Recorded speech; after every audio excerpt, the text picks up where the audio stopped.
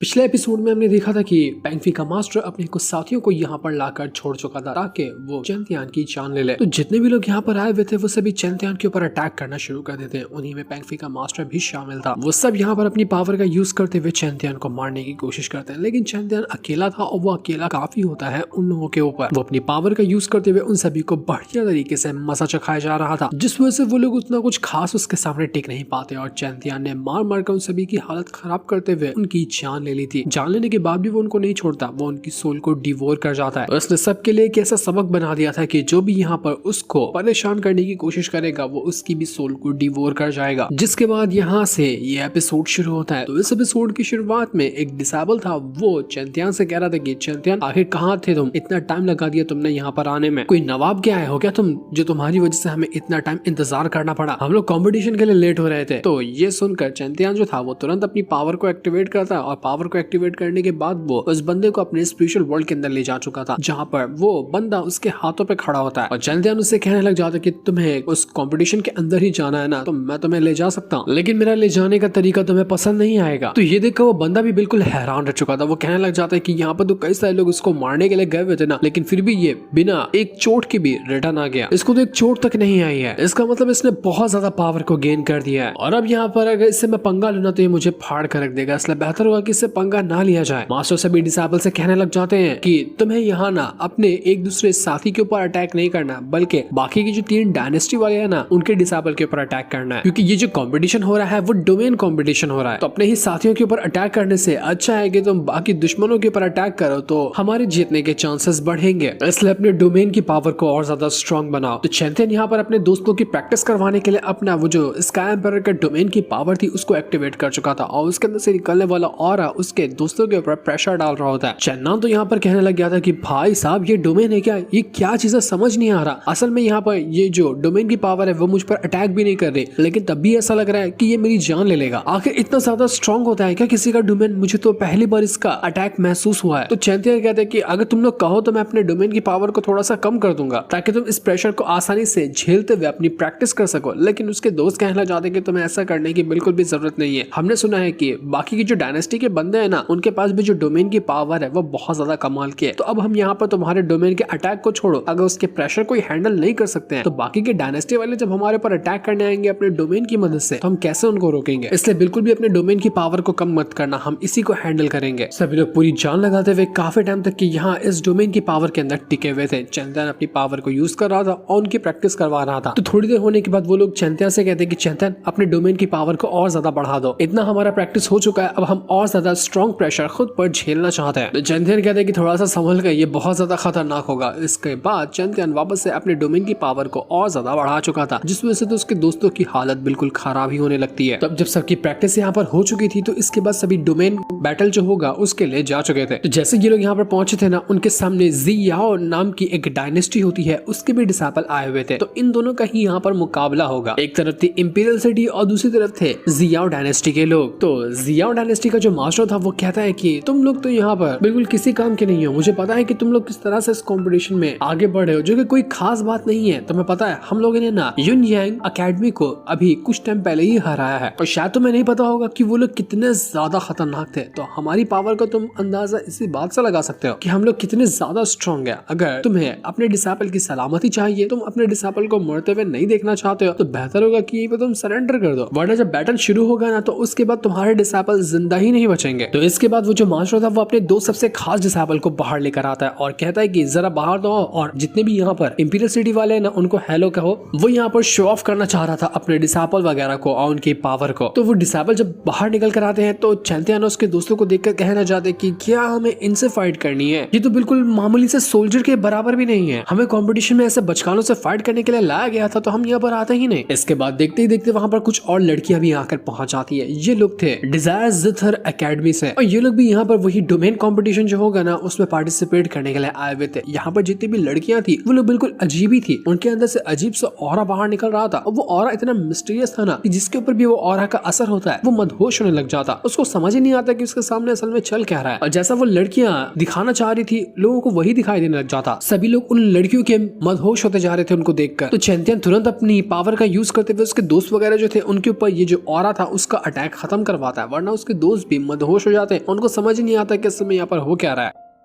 इसी तरह अकेडमी के जो डिसेबल थे उनकी जो मास्टर थी वो चैंतियान और उसके मास्टर से कहना चाहती है कि इस बार के कंपटीशन में यहाँ तक के आ गए हो तुम लोगों के लिए वही बहुत बड़ी बात है, वरना हमें तो लगा था कि तुम पहले राउंड के अंदर ही डिस्क्वालीफाई हो जाओगे, तो तुम्हें इतने में ही खुश हो जाना चाहिए। वो जो जिथर अकेडमी के लोग थे ना, उनके पास जितने भी डिसेबल वगैरह थे वो सब एक नंबर डिसेबल थे। सभी के पास अलग अलग खास तरह की पावर थी। कोई नंबर 1 स्वॉर्ड कल्टीवेटर होता है, कोई किसी को पोजेस करने में मास्टर होता है, कोई किसी दूसरे के डोमेन पावर को मैनिपुलेट करने में मास्टर होता है। तो इस चीज को देखकर वो जियाओ अकेडमी का जो मास्टर था वो भी समझ चुका था कि ये हुई ना बात, इनके पास कुछ कमाल के कल्टीवेटर है, इनसे फाइट करने में मजा आएगा। ये इंपीरियल सिटी वाले तो बिल्कुल नल्ले लोग हैं, इनको तो भाव तक नहीं देना, बेहतर होगा। तो जिथर अकेडमी का जो एक बंदा था जो कि बहुत कमाल का कल्टीवेटर है स्वॉर्डमैन में, और लोग उसको नंबर 1 कल्टीवेटर कहलाते हैं, तो वो जियाओ अकेडमी का जो बंदा था उसके पास भी स्वॉर्ड की टेक्निक होती है। तो वो कहता है कि आज ना यहाँ पर नंबर 1 स्वॉर्ड कल्टीवेटर जो टाइटल है ना वो मेरे पास आने वाला है, मैं इसलिए स्वॉर्ड कल्टीवेटर को चैलेंज करना चाहता हूँ। तो इन दोनों का तो चैलेंज यहाँ पर लग चुका था, जिसके बाद देखते देखते वहाँ पर एक और डायनेस्टी के लोग आकर पहुंच जाते हैं। अब चैंतियान को मास्टर ने बताया था कि यहाँ पर टोटल 3 डायनेस्टी के लोग आएंगे, तो 2 तो आ चुके थे, अब ये तीसरे लोग थे। तो तीसरी डायनेस्टी के जो लोग आए थे ना वो लोग कहना चाहते हैं, और उनका जो मास्टर था वो कहता है कि अरे वाह, कितने दिनों बाद मैं तुम लोगों को देख रहा हूँ। तुम लोगों को पता भी है कि इस तरह की मुलाकात ना हमारी इससे पहले 20 साल पहले हुई थी, और इन 20 सालों में काफी कुछ बदल गया। तुम लोगों तो इस तरह से अपना यहाँ पर जलवा बिखेर रहे हो कि मानो तुम लोग यहाँ पर सब कुछ हो। तो अभी वाली जो अकेडमी का मास्टर था ना, उसको देखकर मास्टर यानकिन जो था वो एकदम हैरान हो जाता है, और वो कहने लग जाता है कि भाई साहब ये बंदा क्यों आया यहाँ पर। मैंने बिल्कुल भी नहीं सोचा था कि ये यहाँ पर आएगा, क्योंकि ये इतना मिस्टीरियस और इतना डेंजरस बंदा है ना, इसका हिसाब भी नहीं लगाया जा सकता। चैंतियान भी हैरान रह गया था कि मास्टर इसकी इतनी ज्यादा तारीफ क्यों कर रहे हैं, आखिर इसके अंदर ऐसी खास बात है क्या। तो चैंतियान का दूसरा डिसेबल होता है जो कि यहाँ पर चैंतियान को बताने लग गया था कि तुम इसको ना शायद नहीं जानते, ये नॉर्मल बंदा नहीं है, ये बहुत ज्यादा खतरनाक है। इसका नाम ना जिंगयू है, और आज से पहले करीब 100 साल पहले एक कॉम्पिटिशन हुआ था। उस कॉम्पिटिशन को ना इस बंदे ने अकेले अपने दम पर जीता था, तभी से इसको टाइटल दिया गया था ह्यूमन किंग का। आज भी लोग इसको किंग कहकर बुलाते हैं। और जब इसने अपने डिसेबल वगैरह को ट्रेनिंग दी है और ये खुद यहाँ पर आया है ना, तो इसका मुकाबला करना बिल्कुल नेक्स्ट टू इम्पॉसिबल होगा। उस कंपटीशन को जीतने के बाद इसको मौका दिया गया था सीक्रेट रेल्म के अंदर जाने का, जो कि इससे पहले किसी को भी मौका नहीं मिला था। पर जिंगयू ने परफॉर्मेंस ही ऐसा दिखाया था कि उसको ये मौका मिला। सीक्रेट रेल्म एक ऐसी जगह है जहाँ पर जाने के लिए लोग तरसते हैं। उसके अंदर ऐसा ट्रेजर मौजूद है ना जिसका हिसाब भी नहीं लगाया जा सकता। हर किसी का सपना होता है कि वो सीक्रेट रेल्म के अंदर जाने के बाद ट्रेजर वगैरह को हासिल कर सके। वहां पर जाने के बाद तो इसने अंधाधुन कल्टीवेशन की, अंधाधुन ट्रेजर हासिल किए, और उसके बाद तो इसकी पावर कभी कम हुई ही नहीं। उसके बाद ये ब्रेक थ्रू करने से कभी रुका ही नहीं, और इसको जो ह्यूमन किंग का टाइटल दिया गया था ना, उसने अपनी पावर को बढ़ाते हुए इस टाइटल को परमानेंट अपने पास रख लिया। आज भी जब कोई इसके बारे में लोग सुनता है ना तो डर जाता है, इतना ज्यादा खतरनाक है ये। तो यहाँ पर वो जो सीक्रेट रेल्म है ना, उसके बारे में सुनकर वो स्वॉर्ड एम्पायर और दूसरे वाले जो एम्पायर होते हैं ना, वो दोनों बिल्कुल हैरान रह चुके थे। वो लोग कहना चाहते हैं कि क्या ऐसी भी जगह मौजूद है जहाँ पर एंडलेस ट्रेजर मौजूद हो, जितने भी चाहिए उतने वहाँ ट्रेजर हासिल कर सकते हैं। मुझे तो ये बात झूठ लगती है, लेकिन अगर हाँ बाय चांस ये बात सच हुई ना, तो ये बहुत ज्यादा कमाल की बात है। दूसरा वाला एम्पायर तो कहने लग जाता है कि अगर ये बात सच है ना, तो मुझे तो पुरानी एक चीज याद आ गई। उस टाइम एक खास ट्रेजर हुआ करता था जिसको कहा जाता था 6 पाथ ट्रेजर। करीब 10,000 साल पहले की बात है। एक बंदा हुआ करता था जो कि एक कल्टीवेटर था। उसने कल्टीवेशन में इतना ज्यादा प्रोग्रेस हासिल किया था कि उसने पूरे की पूरे मॉर्टल वर्ल्ड को अपने मुट्ठी में ले लिया था। उसके सामने पूरा मॉर्टल वर्ल्ड झुक गया था, और ऐसा कहा जाता है कि वो जो 6 पाथ ट्रेजर है ना, वो उसी कल्टीवेटर का छोड़ा हुआ ट्रेजर है। लोग तो आज तक के बस यही कहते हैं कि कोई ऐसा सीक्रेट रेल्म है जिसके अंदर 6 पाथ ट्रेजर मिलेगा, और वहां जाने के बाद वो जो 6 पाथ ट्रेजर है वो उसी कल्टीवेटर का छोड़ा हुआ है। अगर किसी के पास वो 6 पाथ ट्रेजर आ जाए ना, तो वो इतना ज्यादा स्ट्रॉन्ग बन सकता है कि उसके सामने कोई भी नहीं टिक सकता। वो वापस इतना स्ट्रॉन्ग बन जाएगा जो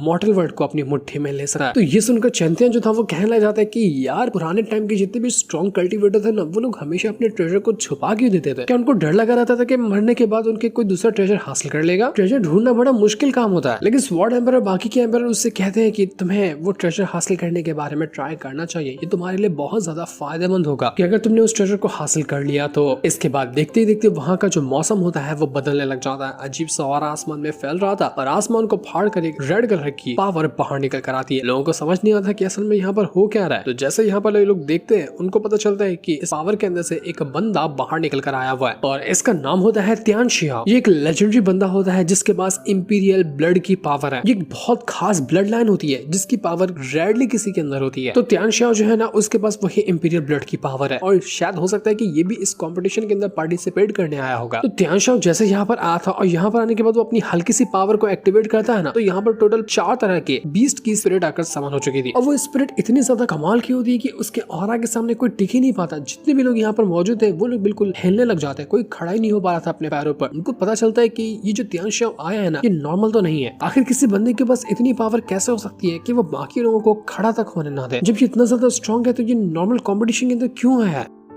चैंपियन के मास्टर उससे कहते हैं कि तुम्हें पता है ये जो त्यान शाओ है ना उसका कल्टीवेशन जो लेवल है वो ज्यादा नहीं है, उसका कल्टीवेशन लेवल सिर्फ मार्शल वनरेबल रैन में जिस पर तुम भी हो। पर बात असल में वही है कि उसके पास जो ब्लड लाइन की पावर है ना वो उसको इतना खास बनाती है कि कोई उसके सामने टिक नहीं पाता। ये अपने डायनेस्टी का नंबर 1 कल्टिवेटर है। तो यहाँ पर आने के बाद वो जो त्यान शाओ था वो कहता है कि दांतियान कहाँ पर है, मुझे सिर्फ उस बंदे से फाइट करनी है, मैं उसी के लिए यहाँ पर फाइट करने आया हूँ क्योंकि मुझे पता है कि बाकी लोग मेरे मुकाबले के है ही नहीं। दांतियान शायद आपको नहीं पता होगा तो जब ये कॉम्पिटिशन शुरू होने वाला था ना तो चैंपियन की मुलाकात एक बंदे से हुई थी जो कि बहुत ज्यादा मिस्टीरियस था और चैंपियन ने भी कहा था कि अगर मैं फाइट करना चाहूँ ना तो मैं सिर्फ दांतियान से फाइट करना चाहता हूँ क्योंकि वो बहुत कमाल का है। तो वही दांतियान से फाइट करने के लिए ये आया था क्योंकि दांतियान सबसे ज्यादा स्ट्रॉन्ग बंदा है। तो वो जो त्यान शाओ था उसको चैलेंज करते हुए एक दूसरा बंदा आता है जो कहता है कि मेरा नाम ना कांगयान है और उस दांतियान को छोड़ो, तुम मुझसे यहाँ पर फाइट करने के लिए क्योंकि मैंने तुम्हें चैलेंज किया, अगर तुम्हारे अंदर हिम्मत है तो तुम मेरा चैलेंज एक्सेप्ट करना और मुझसे फाइट करके दिखाना। तो ये देखकर त्यान शाओ जो था वो उससे कहता है कि देखो अगर मैं यहाँ पर दांतियान से तुम्हें कंपेयर करूँ ना तो तुम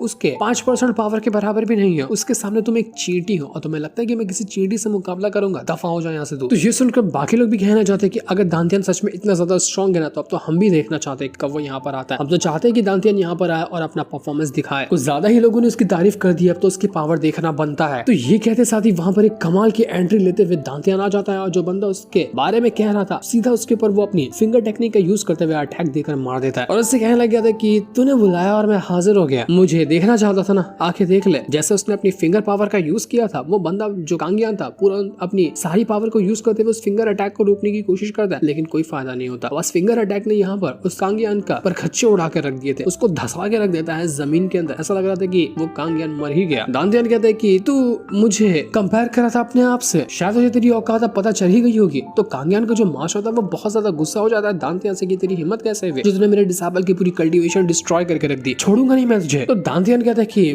मैंने कुछ नहीं किया, इसने मुझे खुद चैलेंज करते हुए यहाँ बुलाया था, तो जो इसने मांगा मैंने इसको दिया, वैसे मेरी कोई गलती नहीं है इसके अंदर। मुझे त्यान शाओ था वो दांतियान को देखकर कहता है कि तुम तो पहले से भी ज्यादा स्ट्रॉन्ग बन गए, बहुत दिन बाद तुम्हारे से मुलाकात हुई है और देखकर अच्छा लग रहा है कि तुम और ज्यादा स्ट्रॉन्ग बने हो ना, तो तुम्हारे साथ फाइट करने में और मजा आएगा। तो मैं तुम्हें यहाँ पर बता देना चाहता हूँ कि जब मैंने इस कॉम्पिटिशन के अंदर पार्टिसिपेट किया है ना तो इसका जो फर्स्ट रैंक होगा वो तो मेरा ही होगा। लेकिन दांतियान भी अपनी पावर को यूज करते हुए कहता है कि वो तो भूल ही जाओ क्योंकि फर्स्ट रैंक तो मेरी है, जब कॉम्पिटिशन शुरू भी नहीं हुआ था तभी से मैंने इसको लिखवा लिया था। तब वहां पर यान नाम का एक बंदा आता है, वो उन दोनों से कहने लग जाता है कि यार तुम लोग शांत हो जाओ अभी थोड़ा, अभी तो हमारा ये कंपटीशन शुरू भी नहीं हुआ, अभी से तुम लोग कहने लग गए कि मैं जीतूंगा मैं जीतूंगा, जरा शुरू तो होने दो, उसके बाद पता चलेगा कि कौन नंबर 1 रैंकिंग हासिल करता है। चैंपियन और उसके दोस्त लोग दूर खड़े खड़े देखकर बिल्कुल सदमे में थे कि भाई साहब क्या होगा, अब ऐसे शैतानों से मुकाबला करेंगे तो नंबर 1 रैंकिंग हमारी कहाँ से आएगी। तो चैंपियन कहता है कि हमें उसकी फिक्र करने की जरूरत नहीं, तुम देख रहे हो यहाँ पर जितने भी स्ट्रॉन्ग लोग हैं ना किसी की भी एक दूसरे से बनती नहीं है, सब एक दूसरे के दुश्मन है, यही दुश्मनी हमारा हेल्प करेगी नंबर 1 रैंकिंग हासिल करने में। वैसे भी मैं खुद यहाँ पर काफी टाइम से किसी ऐसे ही बंदे की तलाश में था जिससे फाइट करने में ना मुझे मजा आए और मुझे लगता है कि यहाँ पर मुझे ऐसे अपोनेंट मिल चुके हैं, अब जो कंपटीशन होगा ना मजा आ जाएगा उसके अंदर क्योंकि उसकी फर्स्ट रैंकिंग तो मेरी ही है। तो अब देखना इंटरेस्टिंग होगा कि आखिर फर्स्ट रैंकिंग जाती किसके पास है, वो तो हमें आगे के एपिसोड्स में ही पता चलने वाला है जिस सीन को दिखाते साथ ही ये वाला एपिसोड यही पर एंड हो जाता है। Thanks for watching.